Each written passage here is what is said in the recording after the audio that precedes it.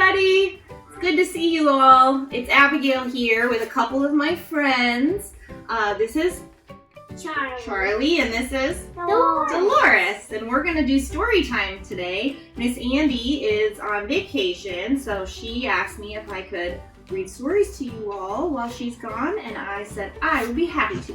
So, the first story we're going to start with is a kind of a special story for me because this story is one that my dad wrote and told to me and my brother when we were little. And guess what? Go ahead. I forgot if I get something like a blanket. You can get a blanket. Do you want this blanket? Sure. Okay, I'll bring it to you. Get all cozy for story time. Okay. My dad, who used to read this story to me and my brother, is also Charlie's Papa John, his grandpa. So grandpa wrote this story. Pretty cool, huh? Okay, well we don't have a book for this one, so you'll have to use your imagination a little bit, but we do have a few characters that might show up. Alright, are we ready? Are we ready, friends? Okay. Once there was a rooster named Rusty. Show the rooster? Who lived on a farm in Iowa. Rusty was a handsome rooster with a big red comb, colorful feathers, and a very loud voice. Rusty's job on the farm was to wake up Mrs. Farmer when the sun came up each morning. Lately, Rusty was having a little trouble remembering things.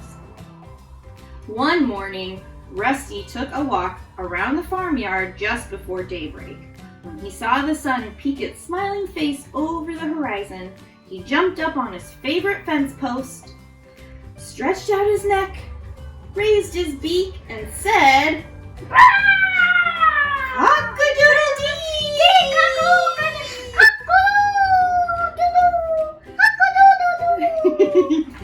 Rusty said, "Cock-a-doodle-dee!" Yes, Dolores.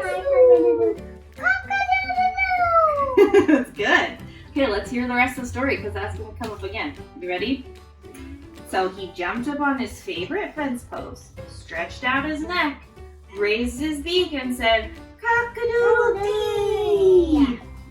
Hearing Rusty's voice, the farmer rolled out of bed, slipped on her favorite overalls, and went out to talk to Rusty. "It's not cock-a-doodle-dee, Rusty," the farmer said. "It's cock-a-doodle-doo." Cock-a-doodle-doo. "I'm sorry, Mr. Farmer," Rusty said. "I'll get it right tomorrow morning." When the next morning arrived, Rusty jumped up onto that fence post, stretched out his neck, raised his beak, and said, "Cock-a-doodle-die!" Cock-a-doodle-doo. Cock-a-doodle-die. The farmer jumped out of bed, threw on a robe, and hustled out to where Rusty was standing on the fence post. "It's not cock-a-doodle-die, Rusty," the farmer said. "It's cock-a-doodle-doo." "Oh, gosh, I'm sorry, Mrs. Farmer," Rusty explained. "I'll get it right tomorrow. I promise I will." But when the sun came up the next day, Rusty jumped onto his fence post, stretched out his neck, raised his beak, and said, "Cock-a-doodle-day!" Cock-a-doodle-dee. This time, the farmer jumped out of his bed and ran out into the farmyard wearing only her underwear. "Rusty," she said with a very loud voice, "it's cock-a-doodle-dee! It's not cock-a-doodle-dee! It's not cock-a-doodle-die! It's not cock-a-doodle-day! It's cock-a-doodle-doo! Get it right!"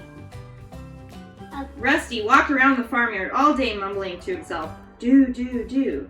He was determined to make the farmer happy. When the sun came up the next day, Rusty jumped up onto the fence post, stretched out his neck, raised his beak, and crowed, "Cock-a-doodle-doo-doo-doo!" Cock-a-doodle-doo. The farmer jumped out of the bed, smiled from ear to ear, and ran out to find Rusty still sitting on the fence post. "Well, Rusty," the farmer said, "congratulations. I guess that will have to do. So he's a real chicken. That kind of looks like Hey and Moana. So what do you guys think that story's about? Maybe... Moana! Well, that's a good guess. Maybe that story's about even if you get something wrong the first time, even if you make a mistake, you can try again. Fun! Yeah, you can try again, and that's for school, that's for playtime, that's for anything. If you make a mistake, it's okay. You can try again. Okay, the next book we're going to read is called, can you have a seat? It's called I Like Myself. I might miss the page again. You think I missed a page? Well, let's start from the beginning, okay? I like myself. I'm glad I'm me. There's no one else I'd rather be. I like my eyes, my ears, my nose. I like my fingers and my toes. And my eyes. I like me wild. I like me tame. I like me different and the same. I like me fast. I like me slow. I like me everywhere I go. I like me on the inside too, for all I think and say and do. Inside, outside, upside down, from heel to toe and all around. I like it all is me, and me is all I want to be. And I don't care in any way what someone else may think or say. I may be called a silly nut, a crazy cuckoo bird, so what?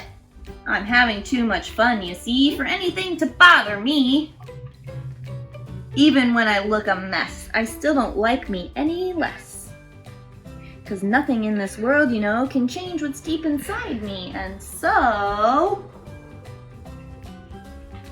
no matter if they stop and stare, no person ever, anywhere, can make me feel that what they see is all there really is to me.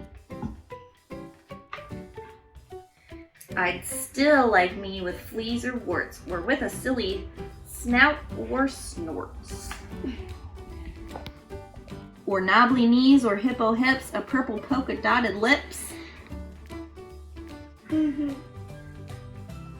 Or beaver breath, or stinky toes, or horns protruding from my nose.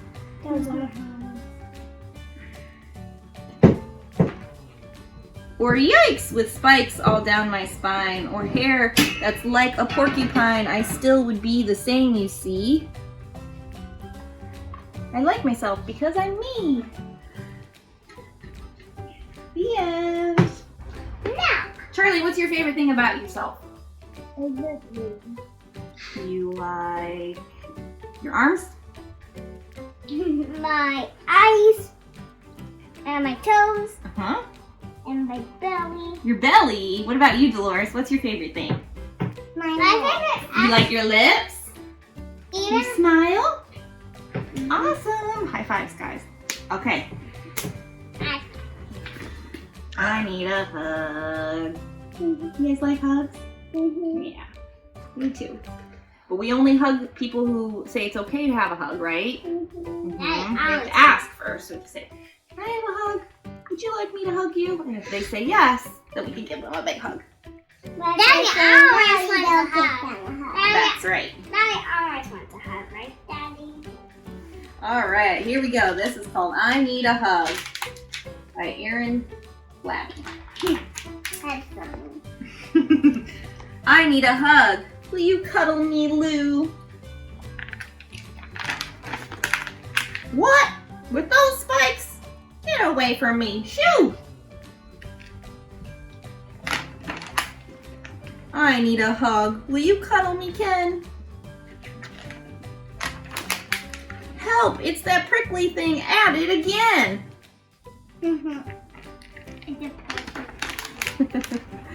I need a hug. Will you cuddle me, Joe? That's Joe too. Cuddle you? No, I won't. No, no, no! No one will hug me. That's not very kind. But hey, wait a minute. You've all changed your mind. Look at them run. Maybe they're not running back for a hug. Gosh, all I did was ask for a kiss. You see the snake? Uh-oh, maybe they're gonna be friends. What do you think? Well, isn't this lovely? Yes, how about this? You finally found someone to give him a hug. Now it's not. See, that's the nice thing is, even if someone says that they don't want to give you a hug, then maybe somebody else will want to give you a hug. Hey! Did you like that one? Mm-hmm. I thought that was a nice one. All right, this one's called The Bad Seed by Jory John. He wasn't the whole bad seed. He wasn't bad in this book forever. Oh, okay.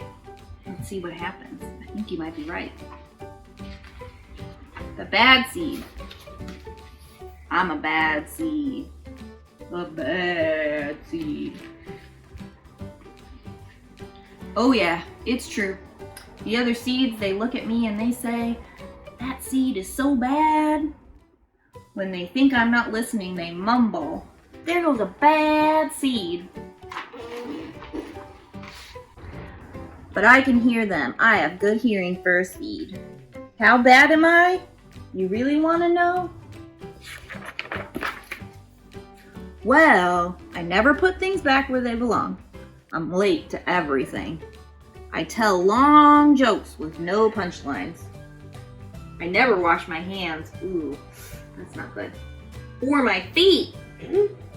I lie about pointless stuff and cut in line every time. I stare at everybody. I glare at everybody. I finish everybody's sentences and I never listen. And I do lots of other bad things too. Know why? Because I'm a bad seed. A bad seed.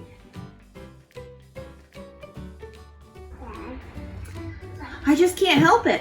Sure, I wasn't always as bad. I was born a humble seed on a simple sunflower in an unremarkable field. I had a big family. Seeds were everywhere. We found ways of having fun. We were close. But then the petals dropped and our flower drooped.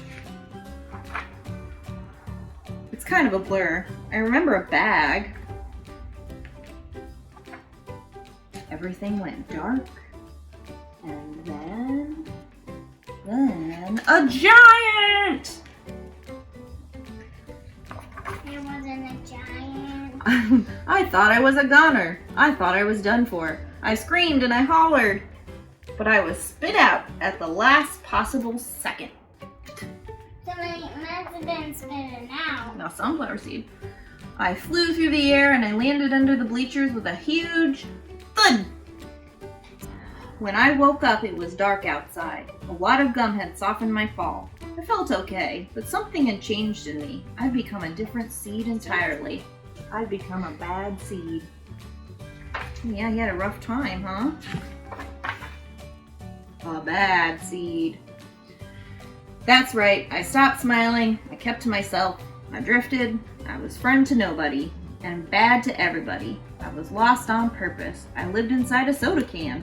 I didn't care, and it suited me. It's scary, huh? Until recently, I've made a big decision. I've decided I don't want to be a bad seed anymore. I'm ready to be happy. It's hard to be good when you're so used to being bad, but I'm trying. I'm taking it one day at a time. Sure, I still forget to listen, and I still show up late, and I still talk during the movies, and I do all kinds of other bad stuff. But I also say thank you, and I say please, and I smile, and I hold doors open for people. Not always, but sometimes. All I can do is keep trying and keep thinking, maybe I'm not such a bad seed after all. Hey, look, there goes that bad seed. Actually, he's not all that bad anymore. I heard that. The end. I hate everything. Last night, Sam couldn't sleep because Charlie was crying. Sam got mad. He hated it when Charlie cried. In the morning, Sam wanted to play soccer with Dad, but Dad was busy. Dad said he would play later. Sam wanted Dad to play now. He got mad. At lunchtime, Dad gave Sam some carrots, but Sam hated carrots. Dad said they would make him big and strong. Sam said he didn't want to be big and strong ever. He got very angry. Dad told Sam to go to his room to calm down, but Sam didn't want to go to his room. He didn't want to calm down.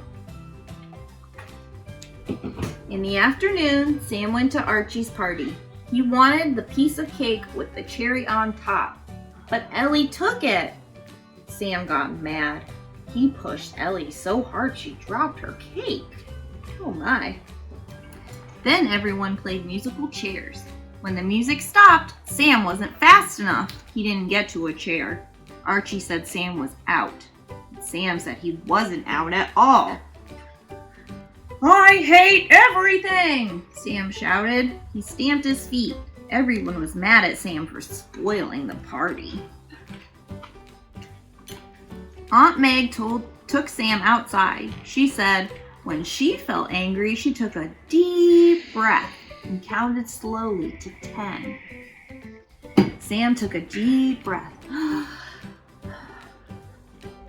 He counted slowly to 10. And soon he started to feel better. He didn't feel so mad anymore. Aunt Meg told Sam there were lots of other things he could do when he felt mad. Sam thought about what he could do.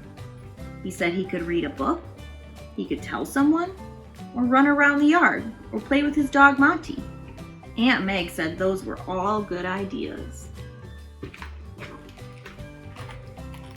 Sam wished that he had not spoiled Archie's party.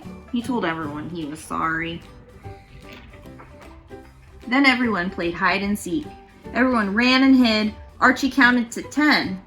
Then he looked, and the first person he found was Sam. And Sam didn't get mad at all. Thank you all for joining us, and we'll see you again soon. Bye.